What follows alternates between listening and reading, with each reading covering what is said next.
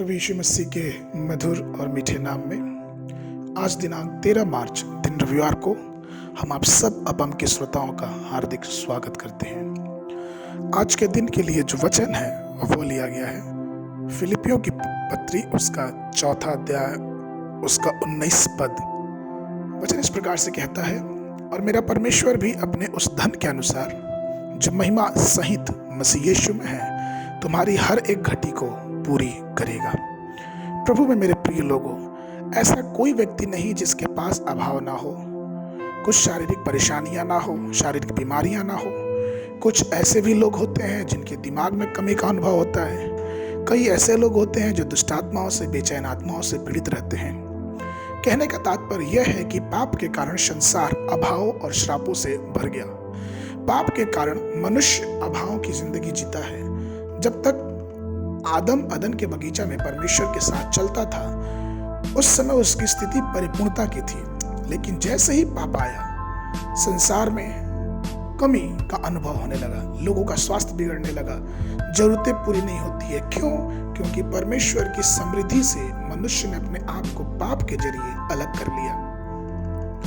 लेकिन वचन बहुत ही साफ रीति से बोलता है, भजन संहिता की पुस्तक उसका 34 अध्याय उसके 10 पद में, कि जवान सिंहों को तो घटी होती और वे भी भूखे भी रह जाते, परंतु यहोवा के खोजियों को किसी भली वस्तु की घटी न होगी।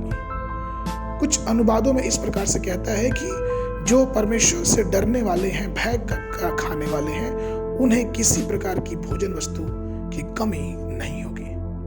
और दाऊद इस सच्चाई को जानता था, इसलिए दाऊद ने भजन संहिता 23 उसके पहले पद में कहा कि यहोवा मेरा चरवाहा है, मुझे कुछ घटी नहीं होगी।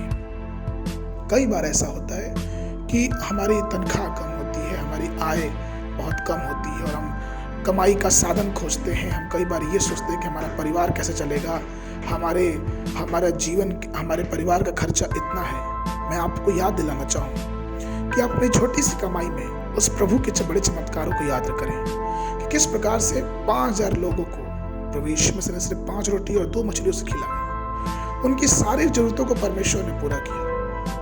हमें और आपको याद करना चाहिए कि किस प्रकार से इस्राएली, जो कि लगभग 20 लाख की संख्या में थे, परमेश्वर ने 40 वर्षों तक मरुभूमि में खिलाया। बहुत से ऐसे लोग हैं जो पैसे की परेशानियों से अपने जीवन को, अपने परिवारों को झेलते हैं और कई बार तो वो ऋण में गिरते जाते हैं और कई बार वो लोन में गिरते जाते हैं। लेकिन मैं आपको बताना चाहूँ कि हमारा परमेश्वर, अगर हम परमेश्वर पर विश्वास करते हैं तो हमारा परमेश्वर हमें कभी कर्ज लेने के लिए नहीं बोलता। वो उस ख्यालों में से हमको निकालना चाहता है, क्योंकि हमारा परमेश्वर हमको सब कुछ देने वाला परमेश्वर है।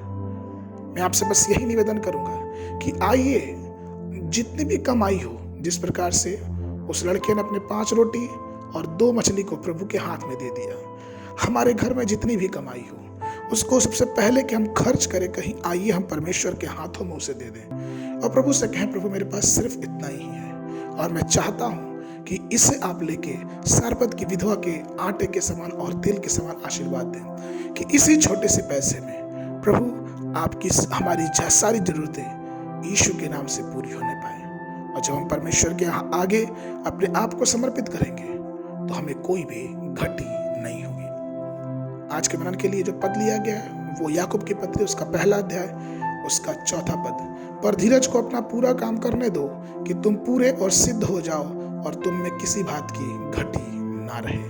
तो प्रभु में प्रिय लोगों, आइए हम अपनी घटी में प्रभु को पुकारे, क्योंकि वो हमारी घटी को पूरा करने वाला परमेश्वर है। बाइबल पढ़ने का, ध्यान का जो समय है सुबह के समय व्यवस्था विवरण की पुस्तक उसका 20 अध्याय 21 और 22 अध्याय। संध्या के समय मरकुस रचित सुसमाचार उसका 13 अध्याय 21 पद से लेके 37 पद तक। परमेश्वर आप सबको आशीष देवे।